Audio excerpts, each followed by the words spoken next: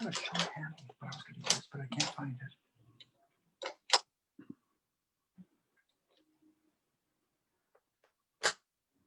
Are we ready to go? Yes, we're ready to go. Go ahead. Say when. Count me in. 3, 2, 1, action. Okay. Thank you, Judy. Okay, guys. Anyone that happens to be watching, and if you're not watching, anyone who happens to watch later. Since it's winter, and in many parts of the country, it's kind of quite gloomy, snowy, rainy. We even had a little rain here in Northern California this morning. I thought I'd do a summer scene. Make everybody feel a little bit like, geez, maybe we should go to the beach. So years ago, I used to take art groups to Malibu and to the coast in Southern California when I was down there. And we'd sketch, we'd paint, and then we'd take pictures. We do all three. That's usually what I had people do. So this is an old photograph, and you can probably see spots. And years ago, I threw away all the negatives. So I still had the little photo, and so I had it blown up and so it blew up all the flaws in it and everything. And so this is really removed if you think about it. Number one, it's probably about 35 years old. Number two, it's been removed from reality 3 times. So if you think of reality as that's what there is there, and you see everything clearly, you see colors clearly, you see, and then you take a photograph, at this particular time was a negative. So I had a negative, that's called once removed. Then the negative makes a print. Is it coming through? I'm not sure. So the negative makes a print, and that's twice removed from reality. Now that print sat around in a box for years. And when I was going through things, I found it and I saved it. And just recently I said, I'm going to get it blown up, maybe do a demo. There's a lot of the colors that are really dead in here. And so I'm going to enhance it. What inspired myself to do this was Joaquin Sorolla. So those of you guys that know Sorolla, I loved his women on the beach in white dresses. So I thought that's what I would do. And so I did it. And I had some luck in terms of sales and shows and things of that nature. So I decided today I'd kind of revert back to my past and see if we can pull something a little more exciting than it looks. There's a lot of interesting movements in here. Movements meaning she's bent over, her arm goes this way, comes back, the dress comes down and is blown this way. And then we've got movement in the water. We've got the movement of the surf line, which is right here, and then it goes up kind of around some rocks. Then we've got the water pulling back to where the very small little wave is cresting right here. And then in the distance, then we've got some nice flat tones here. So it's a lot to deal with that as far as compositional movements is kind of the way that I like to put it. So what I will start with is a little bit of a tone back here. This happens to be a 20 by 24 canvas. This format is probably more of an 18 by 24, meaning it's longer. So I've shortened it. I've really kind of cropped it about here and just moved a few things around a little bit, as I often do. It's on canvas. I've stained the canvas, and I had it too bright of a reddish tone, so I whitewashed it with a little gesso, and that's where we end up here. And so I'm ready to start painting. So first thing I'm going to do is get a quick tone back here and in here. And I'm going to rub it in because I do not want that paint to be too wet so that I can paint back on top of it without constantly picking up very wet paint.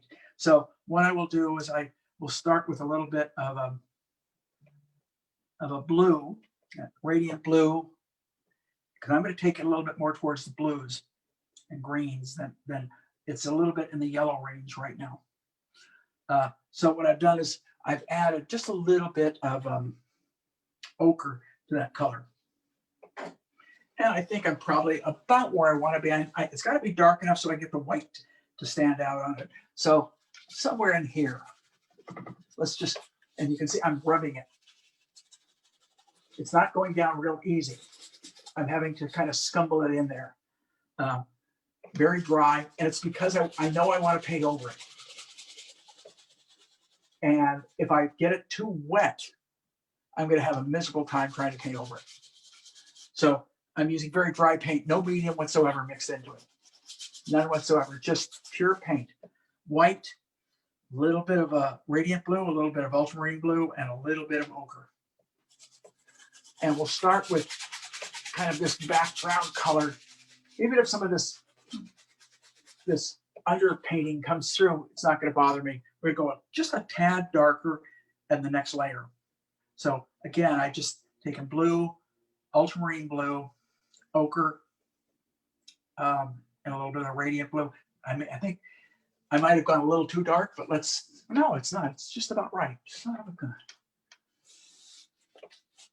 Okay, let's rub this in.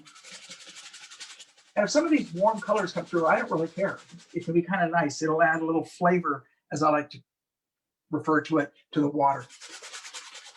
And I just put a touch of safflower oil into that paint, but I'm still rubbing the heck out of it so that I know that it's not going to cause me problems when I go to paint back into it. It's something to think about when you're painting on location too, everyone, because when you're painting on location, you know you've only got X amount of time. And so, you can do one of the things that some people do is they do what I call puzzle paint. And they take a little bit more time in their drawing and they will paint each area separately. I like the paint on paint approach, more or less. So I don't puzzle paint as the way some other artists do. And there's not necessarily a right or wrong, by the way. I'm not putting down that way of painting at all. It works fine. It's just the kind of effect that I end up liking tends to be a little bit more paint into paint, not paint next to paint. So I don't know if you follow me and understand kind of what I'm referring to, but I know what I mean. This is coming out okay. I mean, I've got enough tones down here to start with. You can see I'm rubbing the heck out of this little gesso brush here. Probably would have been smart to use one of my Rosemary's. They're a little stiffer. And because of that, let me pick one up just for the heck of it. Let's pick up this big number 12. It's stiffer, and a stiffer brush will allow you to rub that paint down a little bit more. All right, so that's a good way to start. We go to the next level, and it's kind of a violet color. And it's a little bit darker. So take the same color. I just took ultramarine blue to it. Took a little bit more white because I added quite a bit of ultramarine. I mixed it right into the color I was working with. And I'm going to add just a touch of alizarin. And I think I got it with my first try. I may be a little bit too violet, but I'm going to at least take a look. I don't think I'm dark enough. Now I can be just a little bit darker. And I'm going to throw a little bit more of that safflower oil in there. And when I say a little bit, I'm just letting just a corner of that brush touch it because I do not want this to be wet. I want it to be able to, so let's see what that looks like. It can stand to be darker, but I'm going to start with this. All right.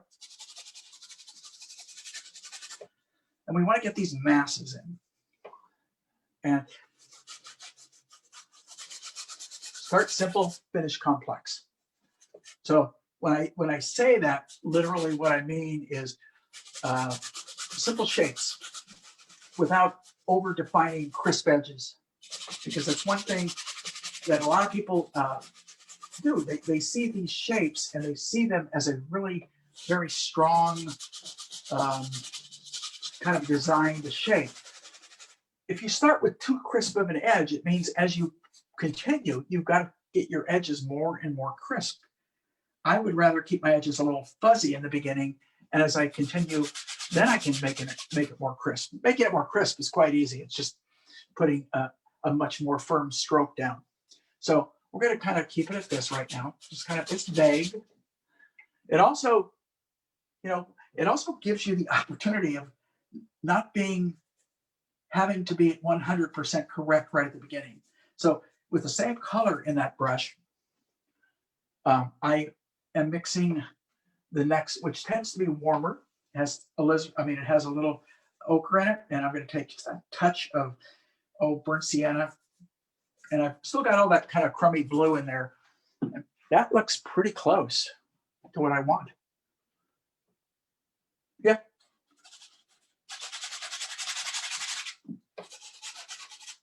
So you can see how fast we're setting this up.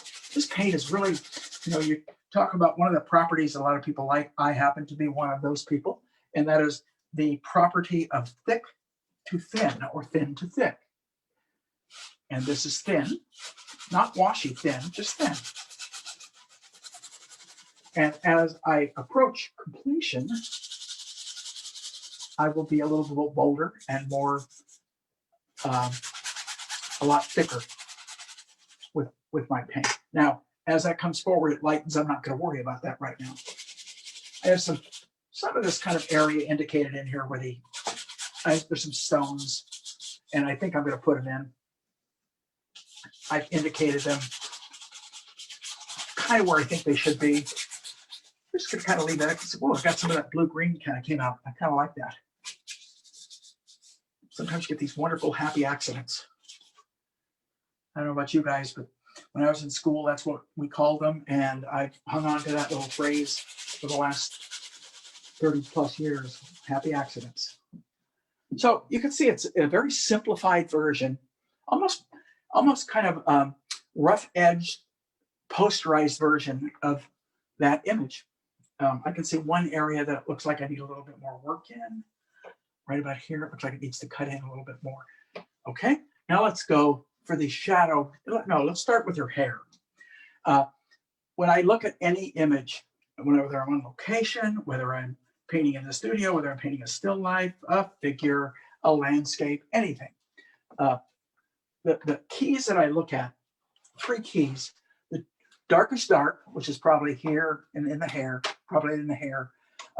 the lightest light, which is probably the light on the back of her, all right? And the most colorful. In this case, there's not a lot of color. It's probably a little bit colorful here and up around her neck in there. So this is somewhat colorful, but the colorful part of it is not an extremely powerful component to this image. It's more value and subtle color. So I'm going to start with her hair, and we're going to take, let's see, I think I'll stay with this brush. It's number 12, Rosemary. Although I will not get a good edge on the hair with this brush. And I'm going to take blue, ultramarine, and a little bit of the asphaltum. I don't want to go all the way to the dark, so I just mixed a little bit of Naples yellow into it. It's still very dark, but what it does is it gives me that option of being able to still go darker if I want. I always want that option, just like I always want the option of being able to go a little lighter if I need to. You can, that can be a matter of me not trusting myself, of hitting that exact dark or that exact light. It's just something that I've kind of developed over the years, and I think I developed it from a passage that I read in a book by Andrew Loomis called Creative Illustration, and about working from the midtones out and never always leaving a little bit of room to darken and lighten. And I realized when I read that, it's kind of how I paint. And so I became more and more aware of that.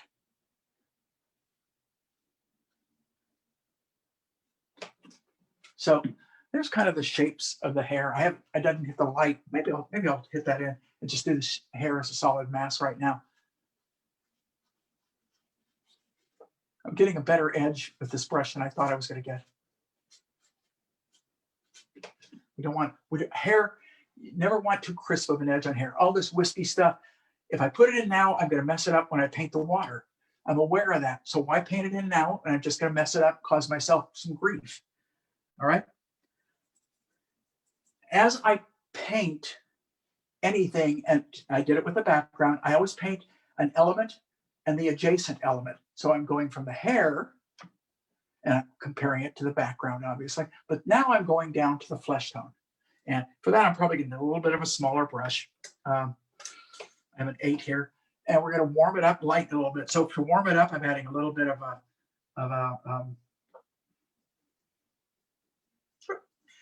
I'm mixing. That's why I stopped with my narration there. Okay, a little bit of burnt sienna. And shape is important here. It's not dark enough. You can see right now. So hopefully I will get that shape in kind of the way I want it. If I don't, I use the background to fix it. My eraser, your eraser in all instances is what is next to it. So you can erase anything, so to speak. You just use the color that's next to it. Now, I'm going to go down to a smaller brush. Let's see if this one's good. I don't like that brush. I'm going to take a nice small little sable, or mongoose, I should say. I always refer to these as sables if they are mongoose, synthetic mongoose at that.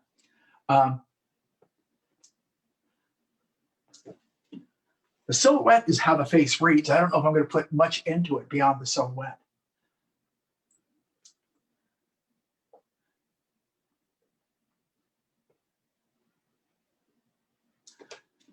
Silhouette looks pretty good. Nose could be a little longer. Get back of the hair, back of the neck, chin, muzzle. All right. Now, what else is that color? Well, the hand is that color. So let's get a tone down where that hand is. Whether it's refined and finished, I don't care. I just want to get the basic tone in there. Okay. Now, we paint what's adjacent to it. What's adjacent to that? The shadow of the dress. I will relate the warmth and the darkness of the flesh tone to the shadow of the dress. Let me explain a couple things. Number one, I know that dress is white, right? You know it's white. You can tell because of this. So we know that white in shadow, even though it's in shadow, it's not going to be as dark as the flesh tone. Flesh tone is darker than white in all instances. All right. So there's a color that looks pretty good. Now I've taken a little bit of blue and I've mixed just a hint of the burnt sienna into it. And we're going to try and get the blouse of that sleeve. And I think I'm pretty close. It might be a little too blue, but I'll intermix other colors into it at another time.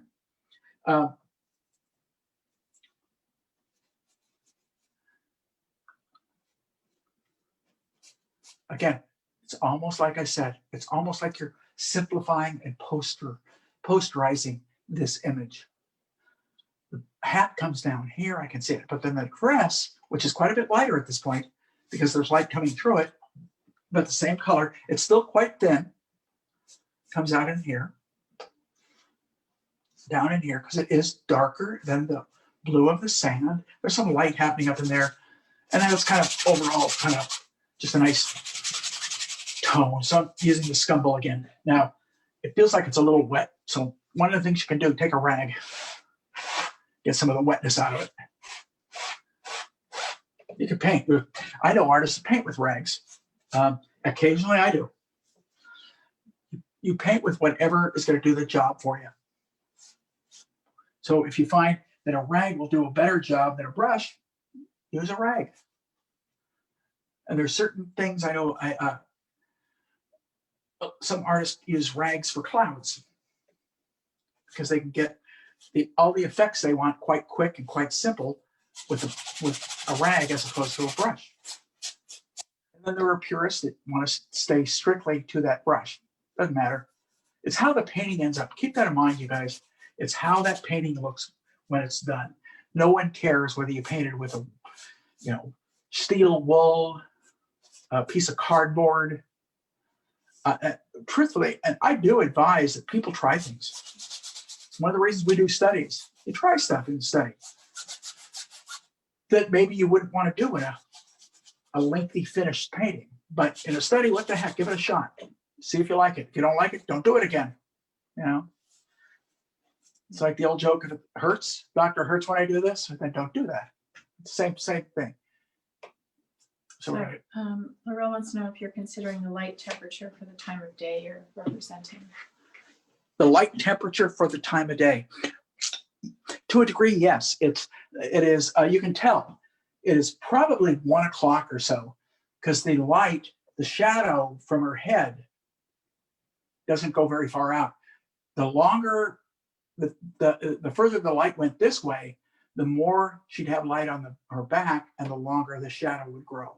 So it is relatively midday, which they say is not the ideal time to paint. All right, so we're still ending up with this nice posterized version. We're going to get the hat in, which is very similar in color. The only difference is it's much more of a golden color. So I go back to my ochre. And we want to kind of almost match. Nope, I thought I had it. I kind of want to match the value pretty close. If I go, yeah, see, that's about right.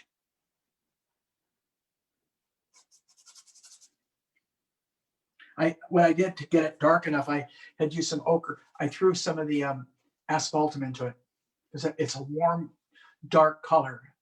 Can't throw too much.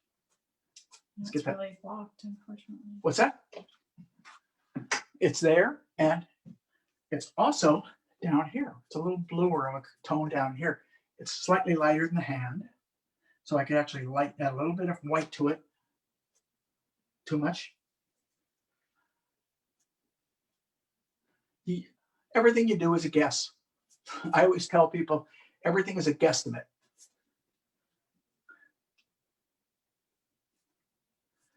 Experience will allow your guesses to be more accurate on the first pass, if you follow me with what I just said.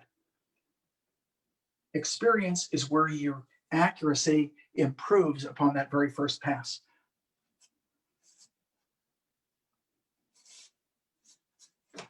Okay, so let's get a few of these little rock shapes in, and then we'll kind of start back in the water, and then I'll get the light on her at the very end. I'm not going to worry about it. The light, just to show everybody what my thought is, I'm going to be using white and Naples yellow. Why am I using Naples yellow? Well, sunlight, and it's warm. So this now is like a warm white, and it would be, for example, right there. It also allows me room to go darker, brighter and lighter if I need to, just by adding more white. But before we get into that, let's get some of those rocks in there. And those rocks are very neutral. They're somewhat dark.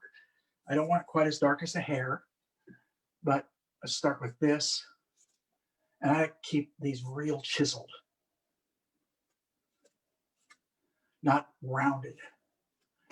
One of the things that people will often do is paint rocks very rounded. And there are certain kind of river rocks, for example, can be quite rounded. I still try and think of them in terms of planes. So we got that. We got a rock in front, a rock behind, a little crack down here, a little bit of rock in front here. And this is just, it's basically blue, brown, and white. Brown, asphaltum, blue, ultramarine, and white. Get a little rock here, a little one right in here. And then we probably want to hit a little bit of her shadow. Got that. Let me see if there's any. Yeah, let's get a little bit of her shadow. I'm going to really play with her shadow, and I'm going to change color quite a bit. I'm keeping it very cold, ultramarine blue. And I mix that in with the rock color that I was just using, because I don't want to go too blue on me. I want it a little darker than her dress. Why? Simple. This is white in shadow. This is sand color in shadow. Sand color is darker than white. And so when you're working from photographs, particularly, the camera will change things and it will simplify things. And so sometimes it'll take those two things and make them as one. But through experience and knowledge, basically you figure it out and you take it to where it needs to be. So we're going to go from there. We're going to come out. We'll worry about the shape of it and the accuracy of the shape a little later. I'm not going to worry about it right now. I just want a nice tone in that area so we have it. That feels pretty good. And then I want to kind of lose the bottom of the dress a little bit into that. Yeah, there. So I've got this wonderful, slightly darker color than the dress, so I can actually go back and into that dress kind of with that color if I want to. So we start to add a little bit of information in there. Don't want to go too far with it. So I'm going to grab one of my Egbert long bristle filbert. So this has got the white in it. And I'm going to take and mix up a clean white color that's not white. It's going to start with white. It's going to have a little bit of ochre, a little bit of blue into it. But it's going to be the white water. But I don't want to start with water that's pure white. If I do, I can't make anything lighter. And there are variations within these tones. They're very subtle. It takes a little bit of, observational skill to be able to see the differences. But once you get used to it, you'll see it. So we're going to first, let's start with the edge. This is going to end up lighter, by the way.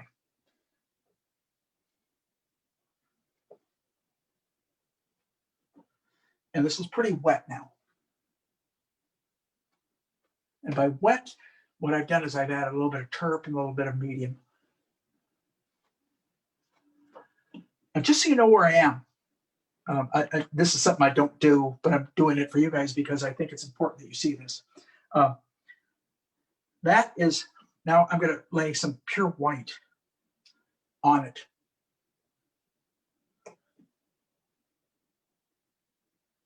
See the difference? Leave it alone. I just want you to see how far away from white that I am at this particular moment. So we're going to go up over this rock. We're going to kind of follow the movement of the water without trying to be too accurate. Let's get this big, massive light in here. And I'm going through a lot of the paint, so I've got to remix it. The color is really easy to remix. It's ultramarine blue, white, little ochre. That's it.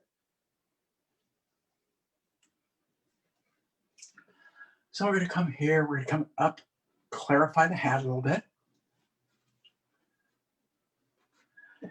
If I see an open area, I may leave it, or I may put it in later. An open area meaning the color beneath the water.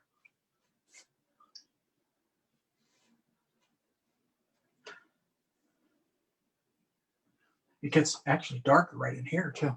I can see it.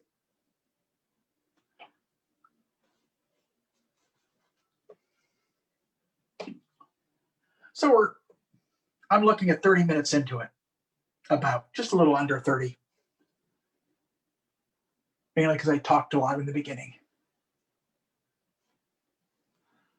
Sometimes I talk when I don't paint. Sometimes I talk while I paint. For demonstration purposes, truthfully, I feel since you guys aren't here and aren't being able to ask questions and I'm talking to me and stuff, I always feel awkward unless there's some sort of noise. And so I'm the one making most of the noise. And because of that, I talk a lot. Also, I try and think. I remember watching many artists paint when I was learning. And to this day, I still enjoy watching different artists paint and demonstrate. But one of the things that I noticed is I always had questions as to what are they thinking? What's going on there? Why that color? And nobody ever talked about paint consistency. This is pretty loose paint right now. Now that bugs me because I put those two whites in. And what I'll do very often is take my brush, push it down very hard, get a lot of the paint from this part of the ferrule out up towards the tip so that I can use it again. So we're going to come back in here. You can see there's a nice little, you can see this brush holds lots of paint. And because it holds a lot of paint, I can do, and because my paint beneath that I first laid in isn't real thick, I can paint over it and not pick up a lot of that paint so that I can do a lot of strokes with it. I don't have to just do one or two. I can, keep going with it a little bit more. And if some of this background color comes through, or I kind of want it to come through, great. If it doesn't, I'll go back and add any sort of kind of foam holes. That's a new term I just made up. You can write that down. I'd like to be quoted whenever you refer to foam holes. I don't know why the hell I just made it up now, but I did. Okay, now look at this. There's a little, I just saw something. Okay, hopefully you guys saw this. This rim is also casting a little bit of a reflection. I don't know if casting is the right word, but it is bringing a little bit of reflection of that down into the wet water, which is this wet sand, excuse me, not wet water.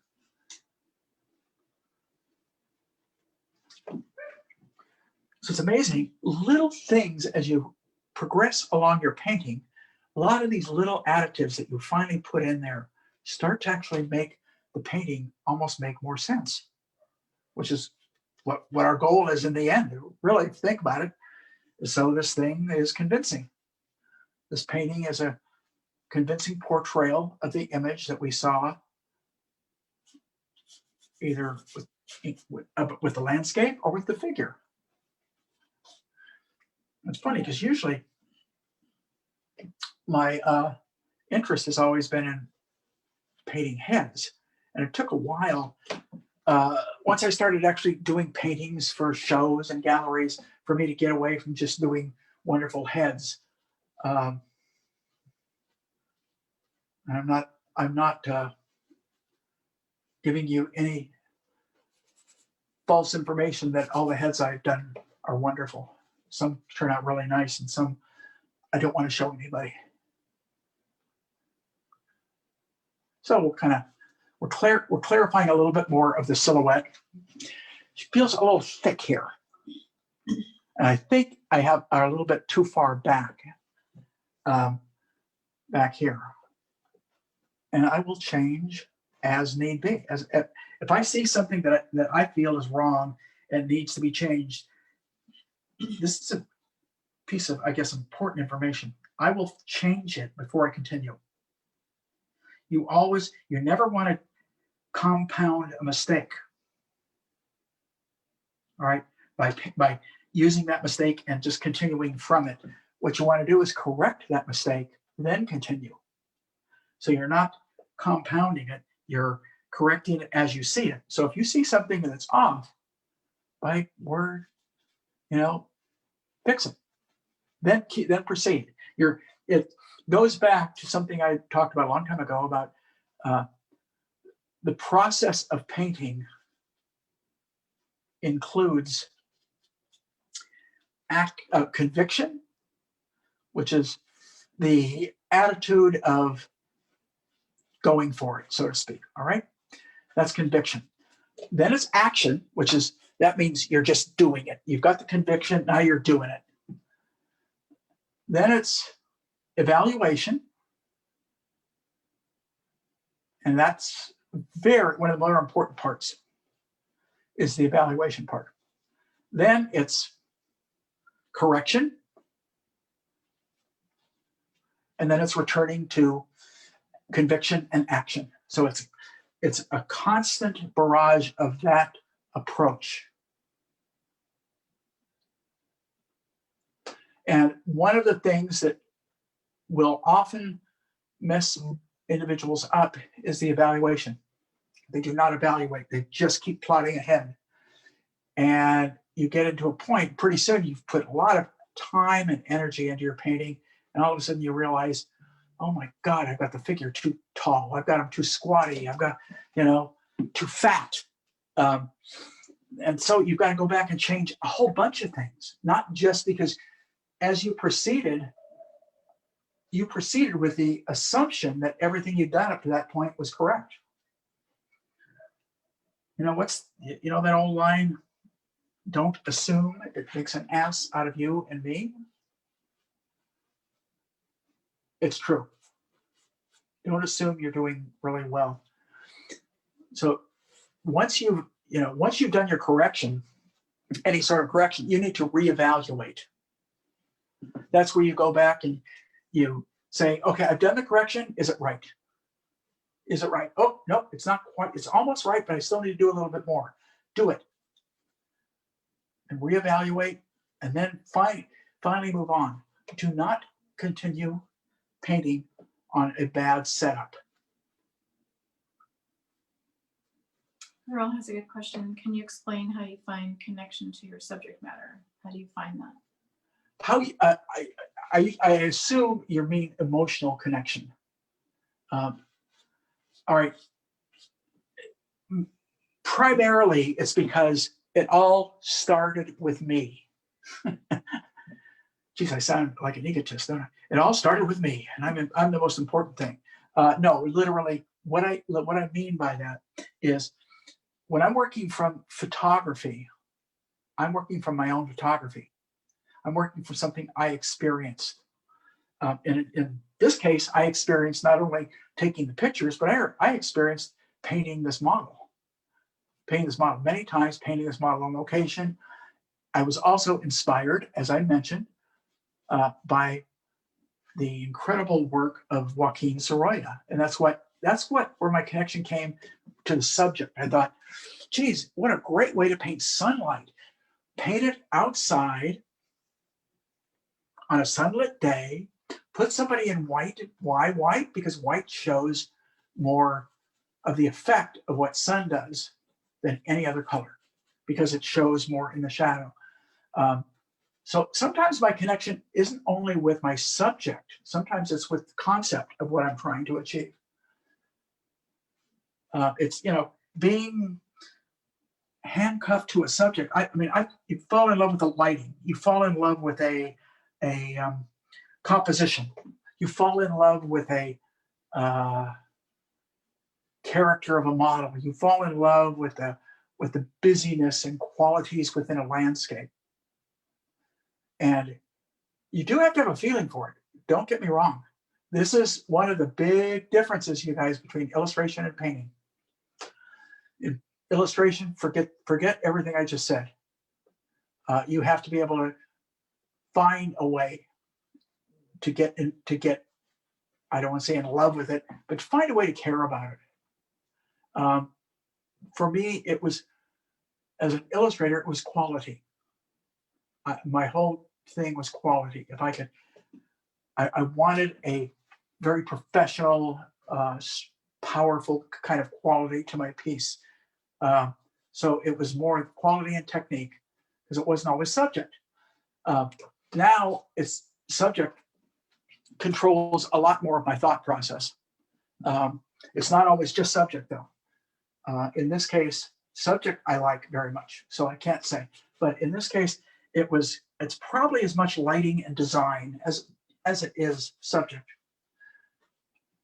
You have to find a reason. Now, this is why you should only work, particularly in photography, work from your own photographs, you guys. Something you've experienced. You're not illustrator. If you're an illustrator, you're going to have to do stuff like that. But if you're a painter, learn how to take photos that inspire you. Learn how to work with models. If you like doing figurative work, learn how to work with a model like you're a film director or something. You're directing them.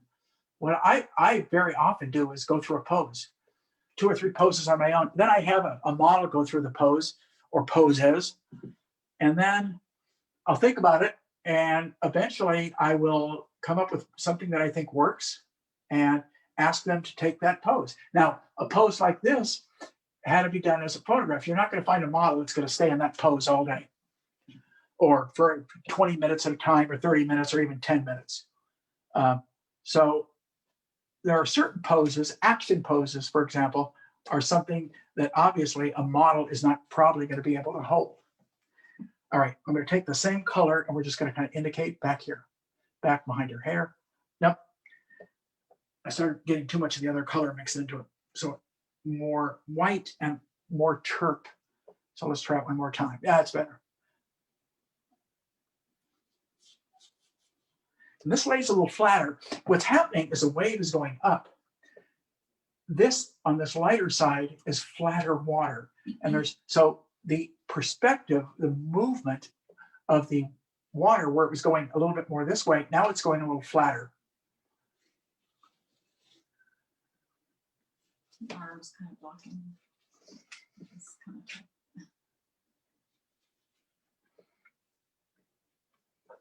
Now, this kind of stuff, you can go back on it, back on it, back on it. And I know I've mentioned that week after week about different types of painting. And it's true in almost every instant. What we're doing is a very quick impression of it, almost as if we were on location. If I were on location, this is kind of what I'd be doing. The only difference is I probably have a little bit more time at the end to go back and do a little bit of refinement. Not a lot. Now, for someone who's a real diehard realist, it's very hard sometimes to deal with the concept of what an impression is, which is the indication of it in a very abbreviated fashion. So, which is what this is. This is indicated in an abbreviated fashion. Now, if you're a lover of paint and paint strokes, you will probably like that kind of an approach more so than someone who might be completely enamored with something that is much more realistic. Both are viable, both are good. It goes back to something that I kind of alluded to and that I talked about in demonstrations in weeks past, and that is intent. Know your intent. If you're intending a super realistic paint, you just got to give yourself more time. That's all there is to it. And if you're going to do a location realistic painting, you probably got to go back. I mean, really realistic, you're going to have to go back more than one day. Where an impressionistic painting is really the use of your brush in a way that is convincing. And the key is getting, obviously, the drawing right, the values correct. Okay, we have it, that's set up to me. That now is set up. It's not done because I can see eventually I'm going to want to take white, say on the crest of this wave,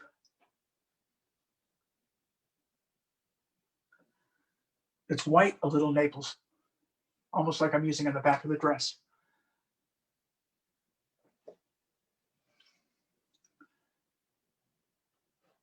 But I'm painting into wet paint, so I have to be really careful.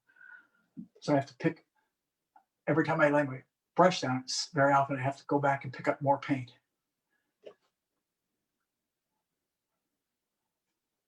Chuck Todd was saying that finding things you can be in love with as an artist or as an illustrator is very thoughtful and well stated. Subject matter, composition, color, quality, all such important factors. You know, a good friend of mine in Seattle was a wonderful, wonderful artist, James Dietz, any of you guys. And I've known Jim and I went through art school together. And I was at his wedding. I've known Jim for, God, 40 years. And Jim said something to me one time. He said something to me a lot. And one of the things he said is, paint what you love, someone else will find a way to love it. Because if you paint what you love, and he's referring to subject matter, if you paint what you love, you'll probably paint it better. Now, there's a flaw in that too, that I found. Sometimes if you like something so much, you are overly critical and you literally almost paralyze yourself from painting it. So in some respects, paint subjects that you love. I mean, I like music, so I've done a lot of musicians. Some people love to buy the musicians, some people don't. I like painting them. So almost every show that I've had, I find a way to sneak musicians into it. Sometimes they sell, sometimes they don't, but I've enjoyed painting them. All right, let's start to get a little bit of her dress in, because I've kind of, now I'm going to hold off on that. I take that back. I know. I want to correct a couple things. One is the hat. I kind of messed up right here. Just want to get that edge back in there. There we go. But I want to start to put in some of the indications in the shadow, because there's a lot going on there. So I'm going to use this as my base, and I'm going to start a little lighter. So what I do, I mix some white and some blue. I'm looking for the value first. Once I get the value right, then I'll worry about the color. Color, I want to go slightly warmer. I'll show you what I'm going to do in a second. Let's see here. I think this might be right. No, it's too light. Like I said, guesstimates. That was my guess. I was wrong. Okay, let's try this. Still too light. Wow. I thought for sure I darkened it enough. There we go.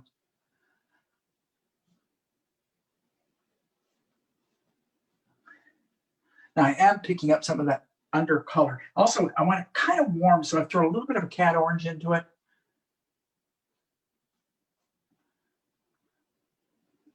These are the subtleties within the shadow that I'm beginning to see.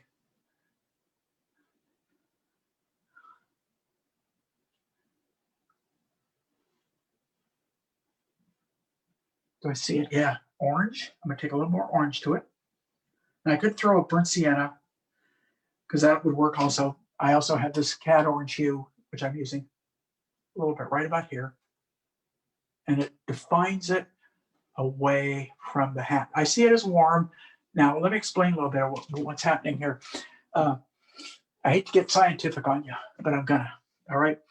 The concept of outdoor light in sunlight, all right, is pretty simple.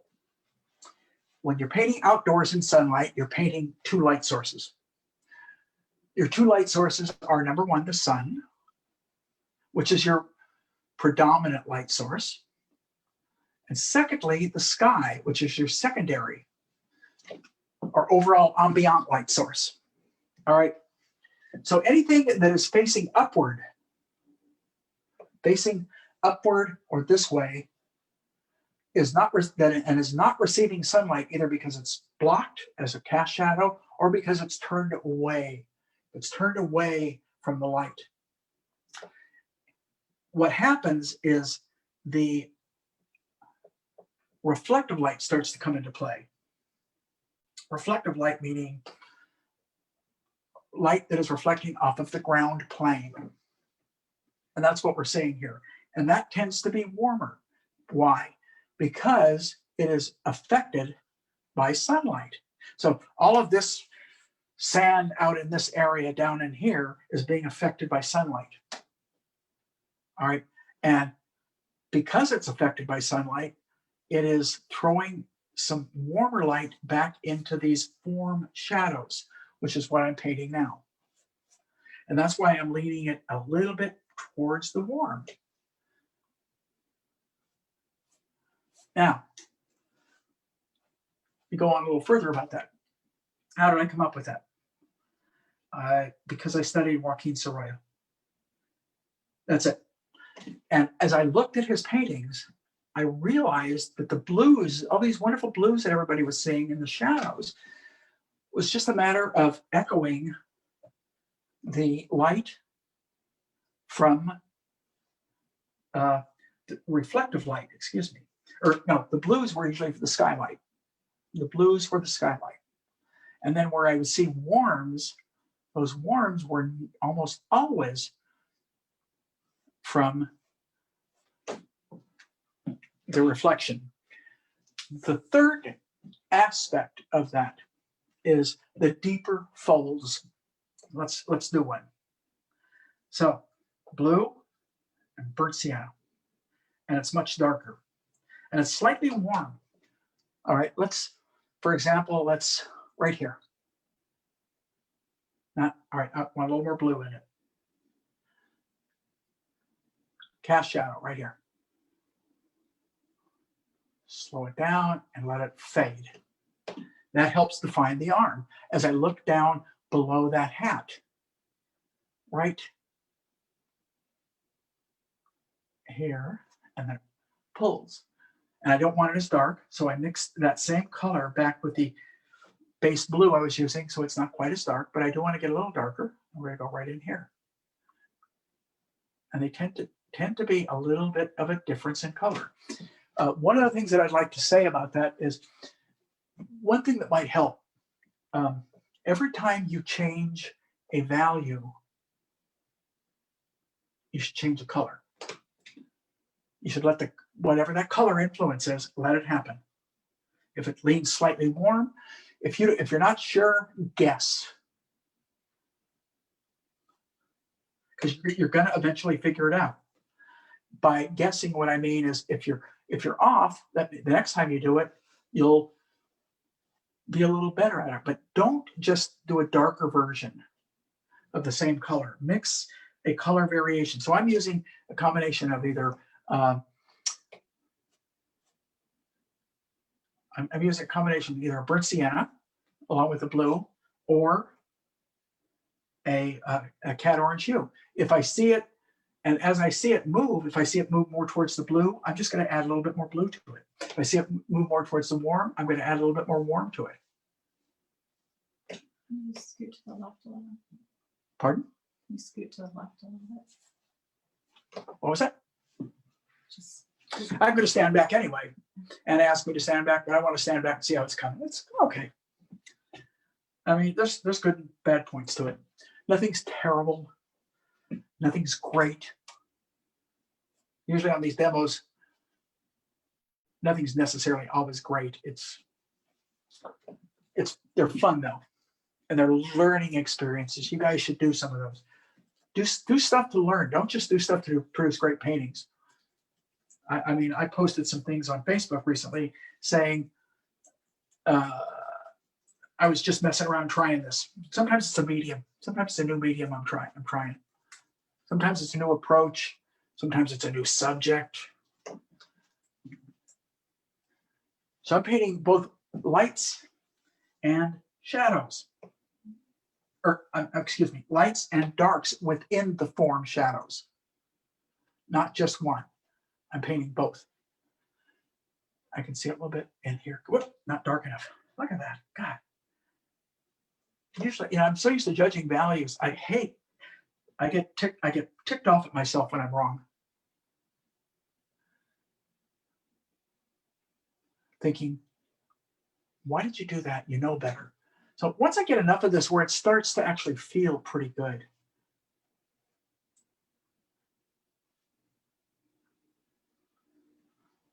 then I will, all right, I'm going to go a little darker now.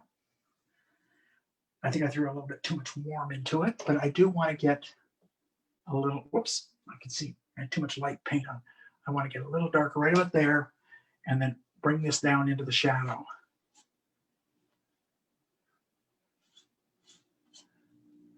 Wherever I can see it, get a little darker underneath.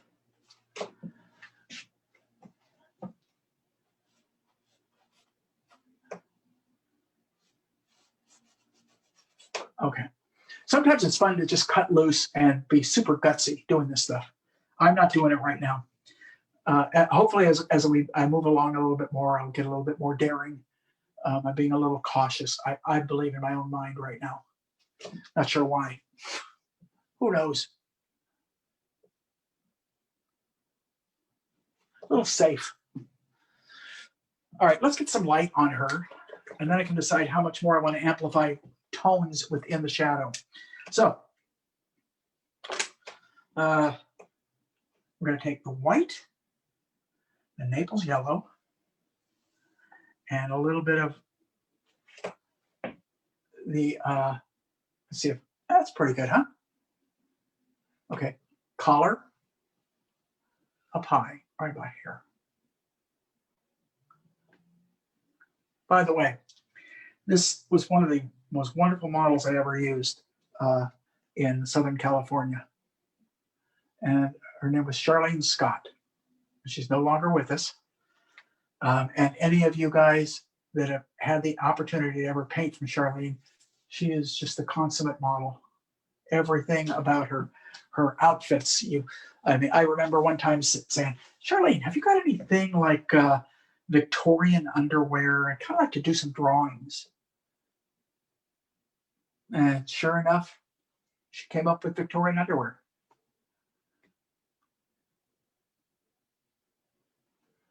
Can you do a 40s kind of vamp, torch singer? She'd rummage through what she had and come up with a 40s torch singer. It was just, it's like a few models that I've had.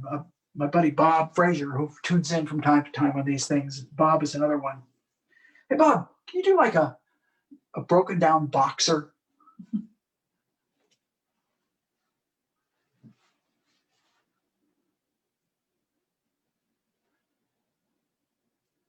Or a cool jazz musician?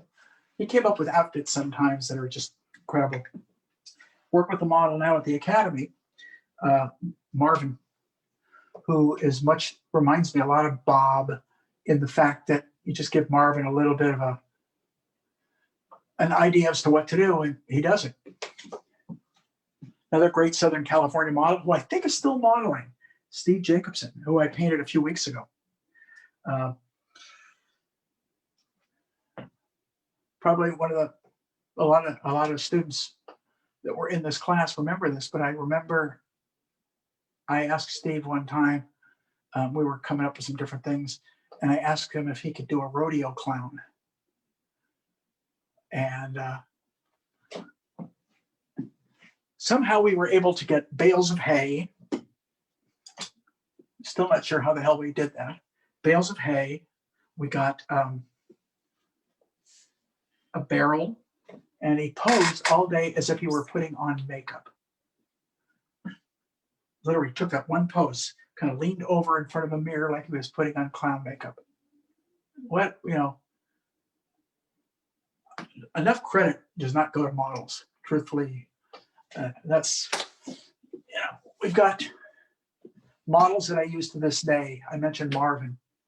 I'd be remiss if I didn't mention Richard Aspen. Richard's another one. And Richard will hold poses sometimes, and are you sure you want to hold that? And he'll hold it. So models that are dedicated like that are rare finds, and they're just a pleasure to work with. And someone was talking about inspiration. Believe me, a good model, if you're a figure painter, a good model can be just a tremendous inspiration.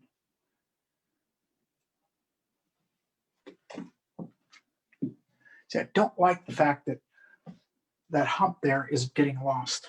So let me see if I can do something about that. Bring a little bit of that background to define. We'll change it a little later, but I just saw something. Oh, don't do that. You're shaking it. I'm sorry. I got all excited, jumped up and down. So if you saw things, I just saw the side of the hat kind of coming up and catching just a glimmer of light right here. And then it gets a little bit lighter. Right.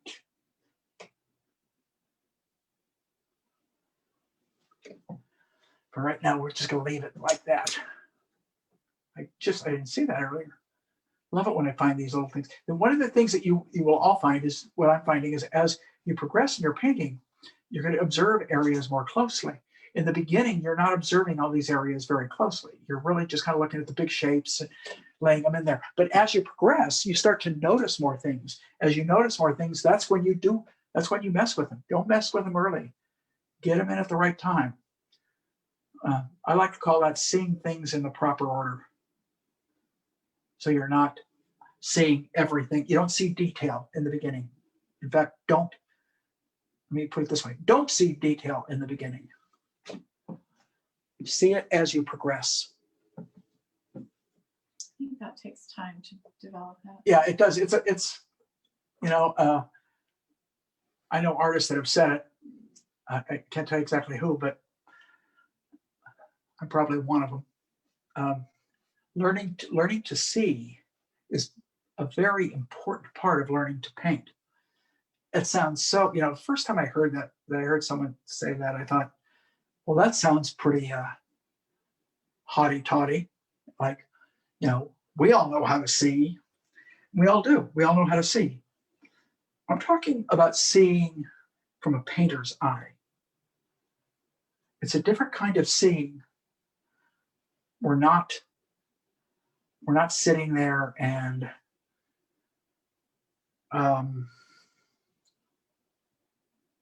seeing every little nuance as we paint. The nuances occur as we progress into the painting further and further. Then we start to pull some of those more and more of those nuances into that painting.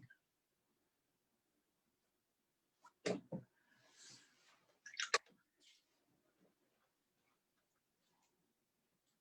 hope you understand what I mean by that, because it sounds, I know how it sounds. It sounds simplistic. It is quite difficult. It's a skill. Learning how to see as a painter is as much of a skill as learning how to paint.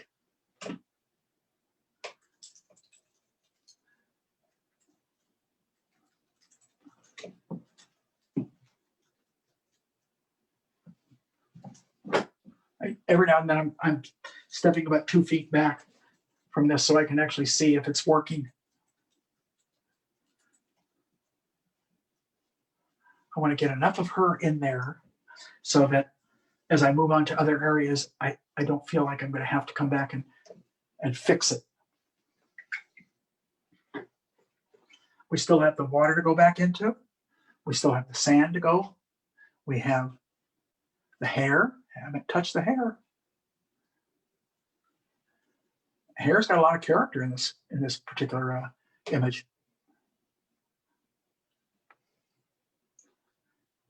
Kind of blocking a little bit. Yeah, there you go. That's hard to. We're trying something today. Probably need more professional cameras to. Yeah, we're trying something today. We're trying from the right side instead of the left side. So, because since I'm right-handed, I realized that the left side of my body was probably blocking a lot. And so we decided to try the right side for a change. So we'll see how this works. It's still blocking the left side though. So, yeah. As long as I'm not painting on it. So we're going to pick up a little light on this edge of the dress. Now I need to loosen up that paint, so I got to add some medium. There's a little bit of light, but hold way back on the brush and hit a little bit of light right there.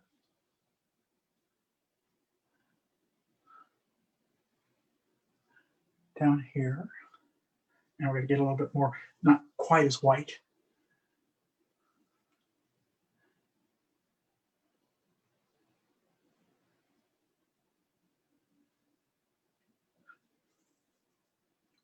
Some subtleties.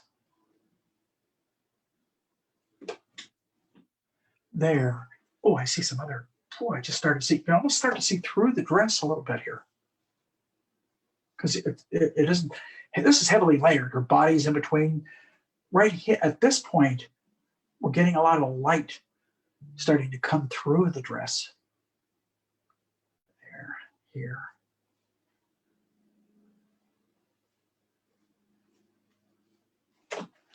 Okay, stand back for a second. It looks like it's working okay. Get more of that white now, because I can see the white happening all the way up here. I didn't initially, but I do. And the power chunk of white right there as it goes into, hits the, so we're getting kind of the flavor of some of the lights that are occurring, the subtleties that are occurring. Again, think of this. We started with a big simple shape, and I'm building subtleties into that shape. So even though it started like a big simple tone, as you progress, you find the nuances, the colors that begin to make the thing work.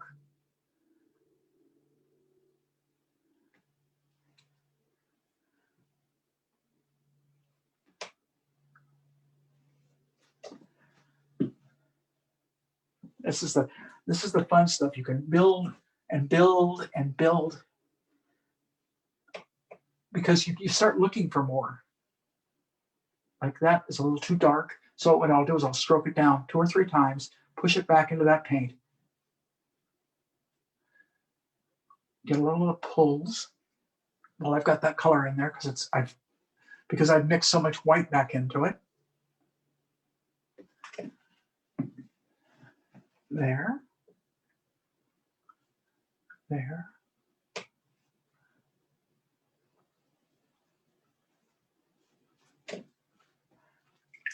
Okay. I want to lay off a little bit of this and get back into some of the environment. Because again, I don't want to dwell in one area for too long.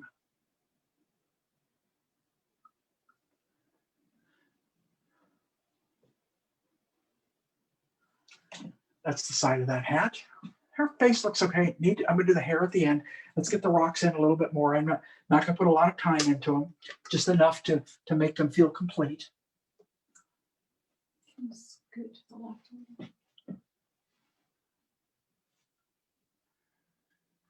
Okay. A little bit lighter than the background.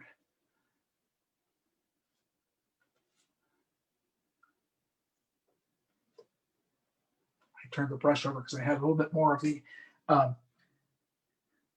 Naples yellow, and I knew I could get what I wanted out of it if I just leaned that brush a little bit of a different direction. Take a little bit of a dark.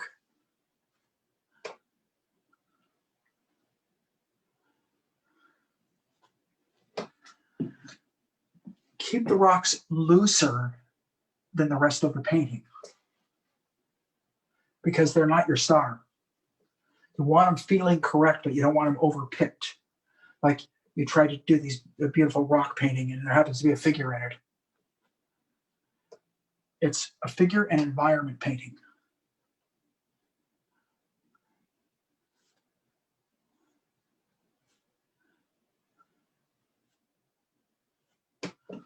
If you see me lift up like that, all I'm doing is I'm trying to create a soft edge without blending, without really sitting there and doing a lot of blending. So basically,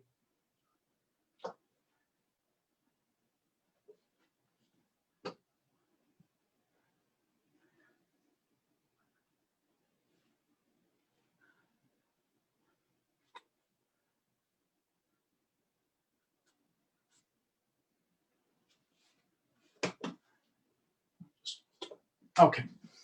I like those rocks. I'm actually happy with those. Son of a gun. Always impressed when I'm happy with something. They're understated just about the way I wanted them.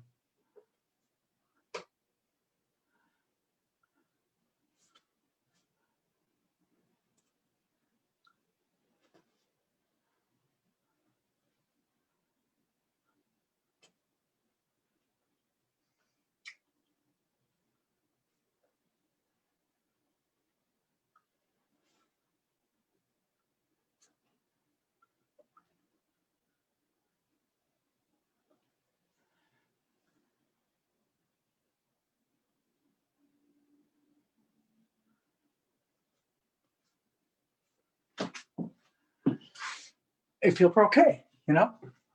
Shocking me. A little bit of a shadow in that rock right there and a little bit warmer. Come on, come on. That's good enough. I got some in there. Just some of this stuff's gonna kind of be abstracted in here a little bit.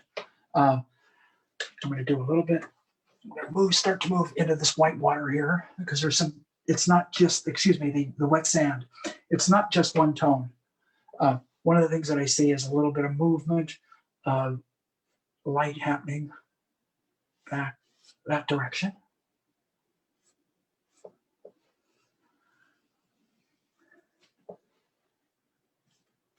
I'm using a combination of white and radiant blue mixed into the other colors that I already have. I also need to bring a little bit of Naples in there because it does tend to have a little bit of warmth.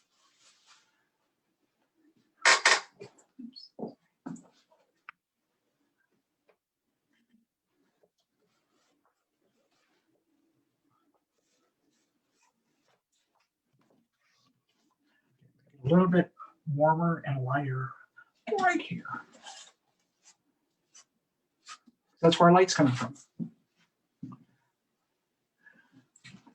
And you don't want this water to look just flat. It's not, excuse me, this wet sand to look like it's a flat. It's not. If you look very carefully at it, you see a lot of interesting variations in it.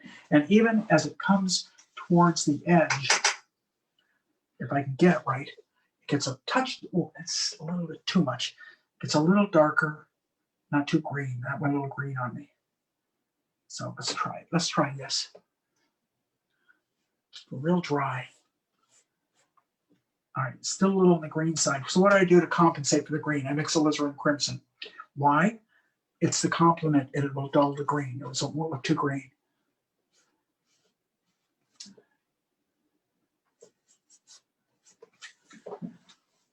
So we're starting to make that color mean something. Now, I see as I peruse the whole thing, it's a little warmer. So I'm going to add a little bit of by warmer, I mean the definition of the edge. So I've added just a little bit of the asphaltum into that color.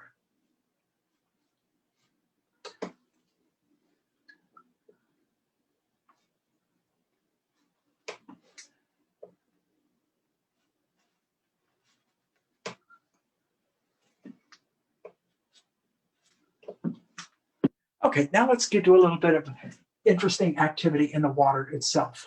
There's a few little darks I could probably snap down in here too. So before I leave this, it's actually a little bit of reflection of these rocks is what it is down here. There.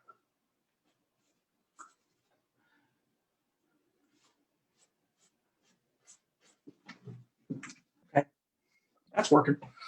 So back to my, where the heck is it? My large,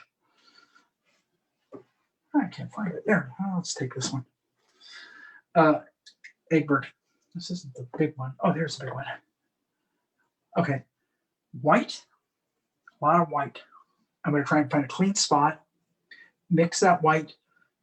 And I never clean my brushes all that thoroughly, so it's always got a little bit of residue into it. I also want to move enough of my medium so I can actually start to paint some lighter lights in the water.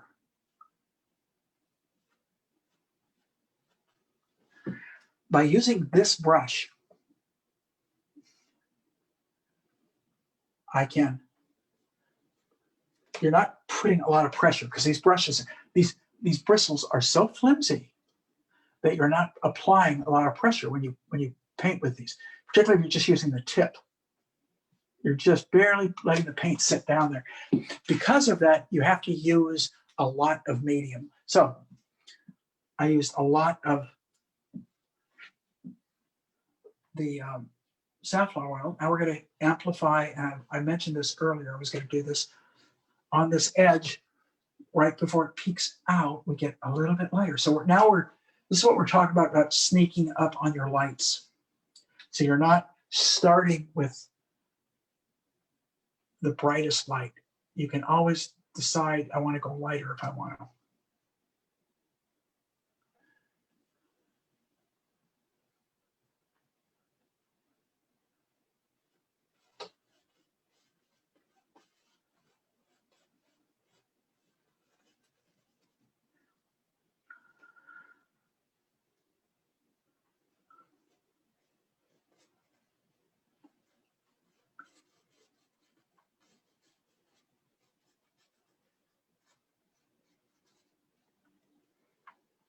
A little bit more right there. Got to stand back for a second. It's working. Okay, let me explain something. Water's going this way, it's flattening out, and then it's flattening really flat up in here. And up in here is where we want to concentrate a little bit more light. So we put it in, and then we fuzz it around a little bit if we have to. Do it right over in here.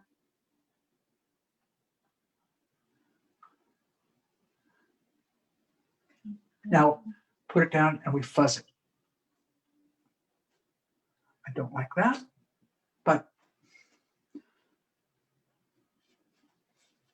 so now what I would do is take the same color. I actually added a lot more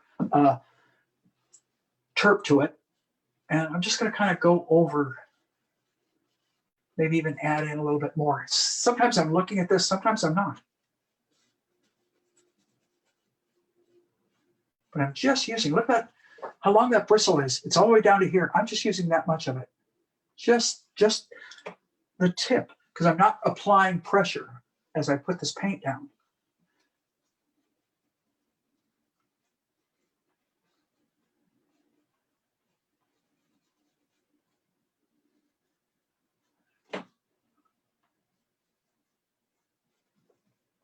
Some of the foam just tends to be lighter because it's thicker. Some of it is not as thick. Therefore, we don't see it as strong.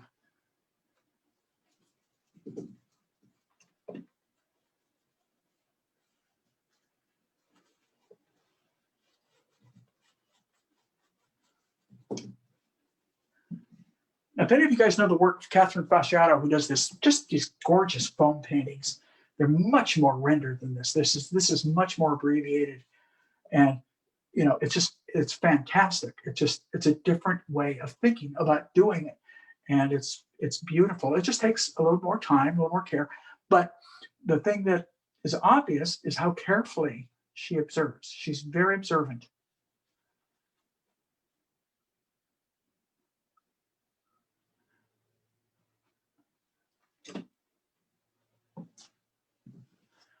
See, now that does feel like it's in front of this. Now this I can leave alone, or I'm going to do a little on her hair at the end. Oh, we got about 10 to 15 minutes here. So I'm going to kind of pace myself. So I do give myself enough time at the end to do a little bit of fun stuff on her hair. Oh, I know what I didn't do. The flesh on her neck. My word. I happened to glance over there, and it's right.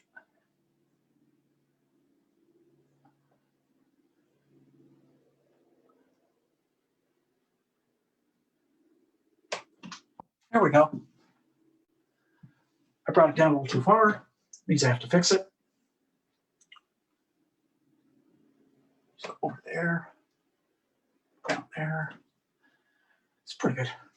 All right. I want to go in the background, the ground, and then her hair. So that's my order of how I'm going to take things right now. Back here, I'm not going to paint the whites. I'm going to paint the darks a little bit darker.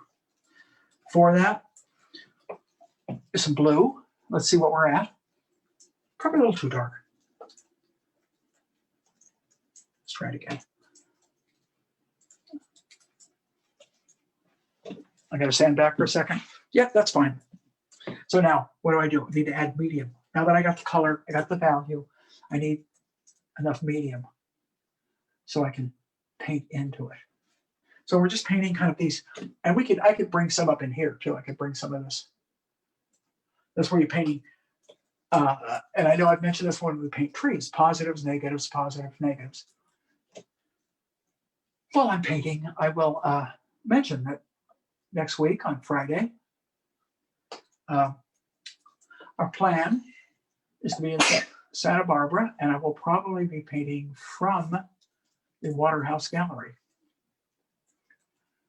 which happens to be a gallery that I'm represented with, which is also a gallery which has two of the nicest owners. So if any of you ever have a chance to get in and visit Waterhouse, not necessarily just to see my work, although you're more than welcome to see my work, talk to Ralph and Diane. They're terrific. They love art. They literally, and I can say that about all the galleries I'm in, but the Ella Richardson Gallery in Charleston, South Carolina, and the gallery up here in Healdsburg with Christina Stafford. All these are just wonderful people, great gallery owners, and they love art. what could be better than to be with a gallery that is not just, I mean, obviously they want to make money, but they actually love art and artists.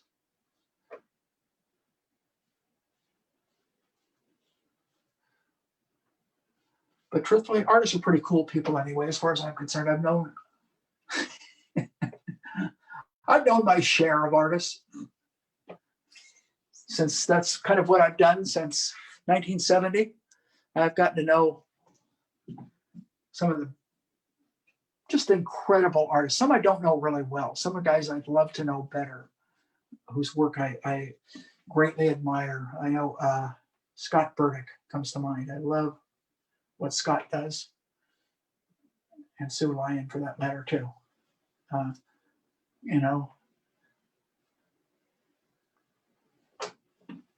I'd love to meet David Curtis in England someday, or Ken Knight in Australia. I just love Ken Knight's attitude about painting.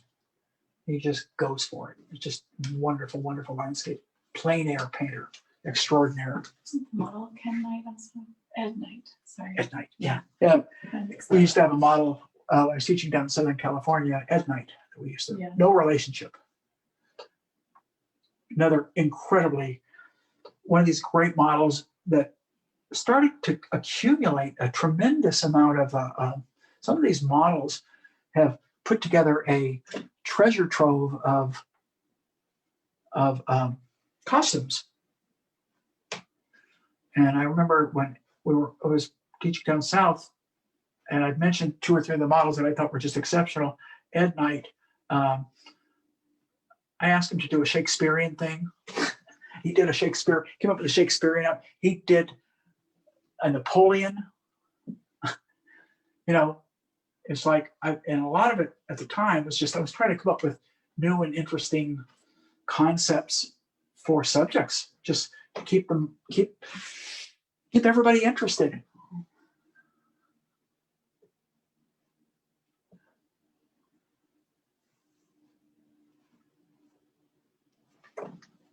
Okay, let's get the ground plane and then her hair. Those are the 2 things that I mentioned. This is a little flat now. I could probably add a couple more rocks if I want to, but right now, I just want to give it a little bit of a character. So I'm going to go back with, let's bring up my Naples yellow here. Let's see what color we got with this. Too warm. So what do? I threw some radiant blue into it right away, and some medium. Whoa, went way too cold. I picked up too much radiant blue. But let's try this. Kind of like that, you know? It's not what I was looking for, but in the relationship of what's down there, now I can come in and I can worry more about some of these interesting kind of edges. Let's brush this out a little bit more. Kind of a dry brush in here, give it a little texture. And we're going to fix that shadow that is underneath her.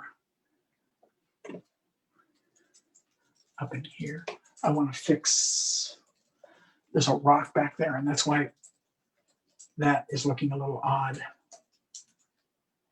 But I don't want the sand to be too clean and flat. And I'm getting what I want out of it. So while I've got it, let's augment that shadow. What do you say? So my idea is the closer the shadow gets to her, the more she is blocking skylight. And the further the shadow goes away from her, the more skylight can affect that shadow. I see it a little bit here, but I'm going to amplify it by doing that.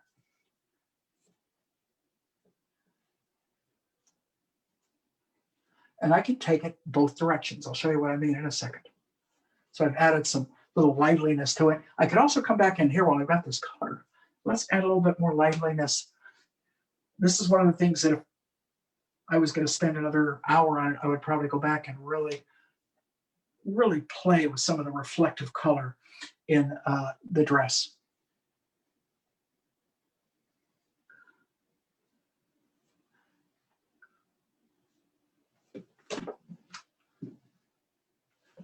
Okay, once I have changed that color, I can take the other direction, and as it goes underneath her, I can darken it. I can add a little bit of brown, a little asphaltum, a little bit more blue, and deepen it. And now we're going to put it underneath her. Let some of it get lost into the shadow. And then this shadow should gradate from the darker tone that goes underneath her to the lighter tone that is more affected by skylight. Hopefully you guys understand. I don't think it's real. It's nothing you have to have a science degree for. It's just so much of light in painting is logic. And then you can amplify and change some of those logical characteristics, because through experience you'll find sometimes you'll do it by accident. You'll do something and you go, hey, that looks pretty good. I'm going to keep that up, even though it may not logically seem like it's the way it's supposed to be. It tends to feel good. I think example, Wayne Thiebaud has done a little bit of that in what he does with his painting. I think so. I'm going to take the shadow and I'm going to bring that shadow up onto that rock. So it's there. Now we're going to bring it up onto the rock and make it connect down with the shadow on the ground.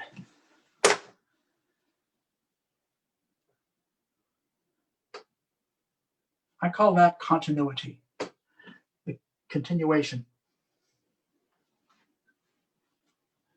Now let's get some little rocks back in here. I want to leave a little time for her hair. I'm not going to put the rock over here, but I kind of like that rock right there. You have 3 minutes. I have 3 minutes. That's not enough time for hair. That's reminded of Timothy Padilla. Huh? I was thinking of Timothy. I didn't mention him. Oh, thank you. Probably one of the most painted models in Southern California. And I lived down there for, God, a hell of a long time. 32 years. Was eventually, one of these days, maybe I'll find an old photo, because Tim passed away several years ago, of Timothy Padilla, who everybody loved. Timothy was one of these guys that he lived out in the San Fernando Valley before the San Fernando Valley had roads, and used to deliver coffee out there for Farmers Brother Coffee.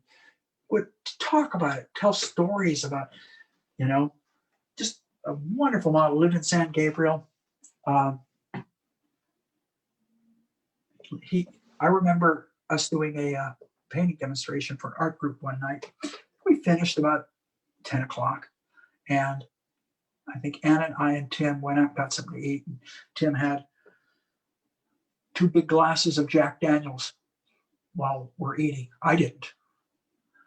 Then he drove home, Tim, and then he called me when he got home. Said he was having another. At the time, Tim was about 82.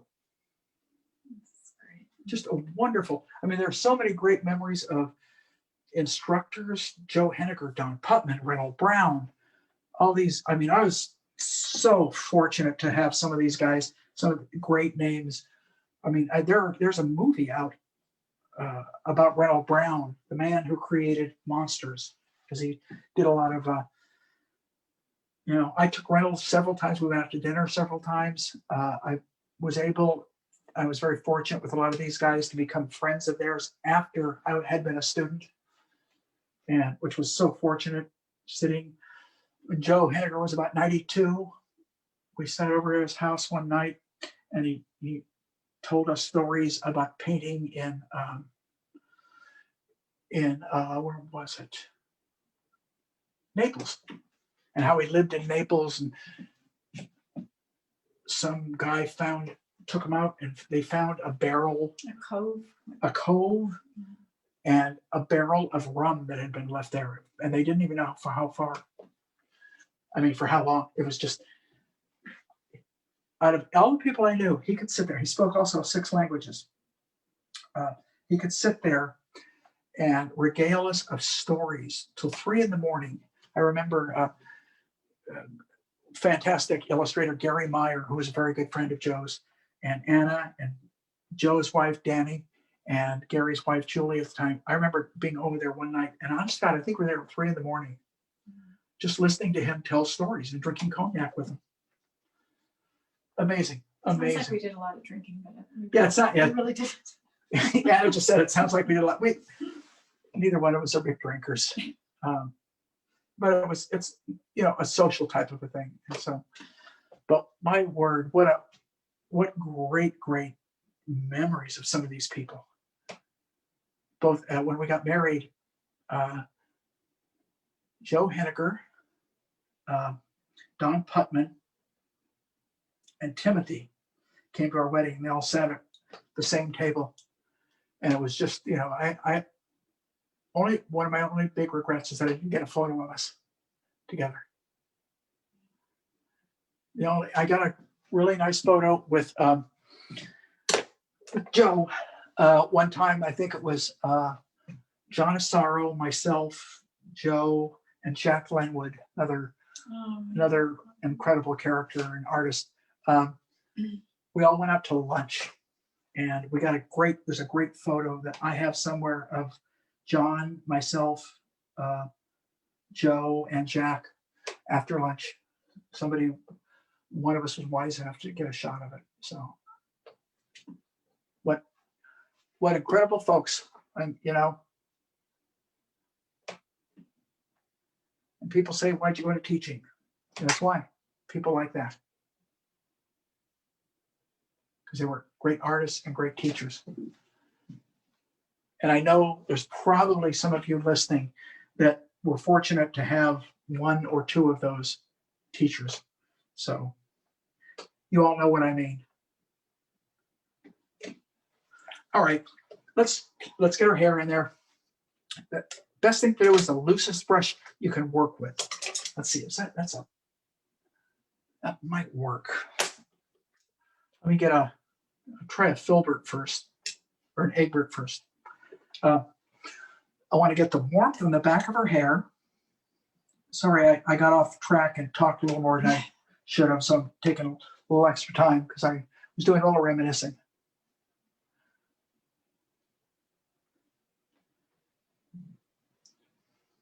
And this goes back to my early teaching days and my days in art school together, both those times.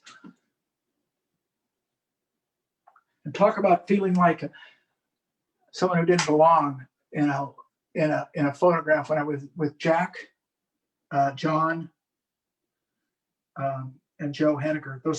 Those guys are legends, I think.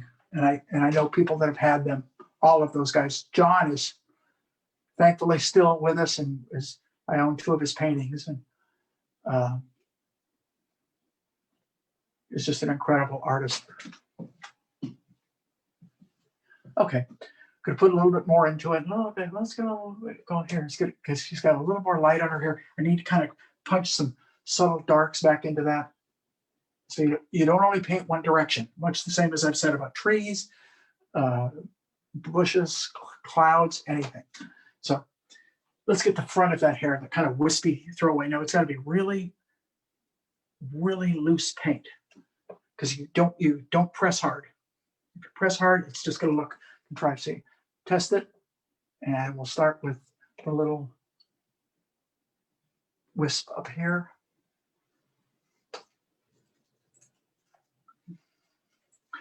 And there's another little throwaway. I don't like that. We'll see if we can fix it. And we've got the little pulled way back of that brush. Why? So because I'll press with much more of a gingerly touch if I hold way back. Right? The closer, the more pressure I will put on it. The further back I hold, the more I will get.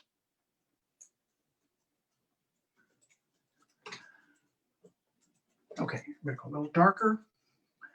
And we're going to, just as I said, I wanted to save a room to go a little darker. So blue and brown. So you can see how much darker I am. And if I feel the hair needs a little red, I will throw a little alizarin into it because I don't think it does right now. A little bit on her cheek, down here. up here. Some of the edges are coming out pretty good.